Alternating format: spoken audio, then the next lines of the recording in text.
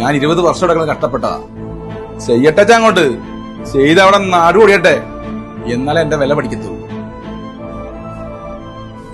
എല്ലാരും എന്നോട് ക്ഷമിക്കണം, എന്റെ തെറ്റാ. എന്റെ അറിവില്ലായ്മ കൊണ്ട് ഞാൻ ഓരോന്ന് ചെയ്തു കൂട്ടിയതാ. എന്റെ അച്ഛൻ മുഴുക്കുടിയനായിരുന്നു. എന്റെ അമ്മയെ ദിവസവും കുടിച്ചിട്ട് വന്നിട്ട് ഉപദ്രവിക്കുമായിരുന്നു. അത് കണ്ടാ ഞാൻ വളർന്നത്.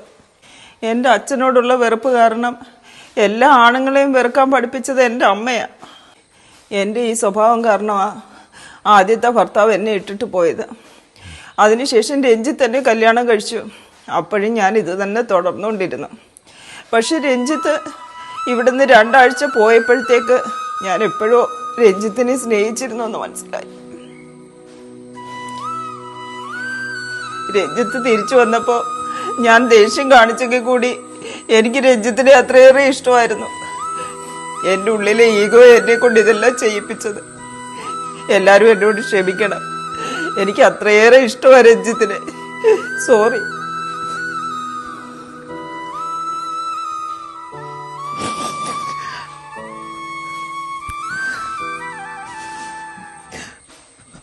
അമ്മ ഇങ്ങനെ കരയല്ലേ.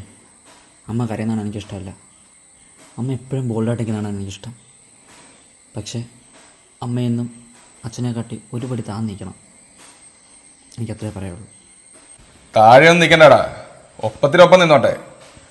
ഒരു വീടായ ഭർത്താവും ഭാര്യയും മക്കളും ഒക്കെ ഒപ്പത്തിനൊപ്പം നിൽക്കണം.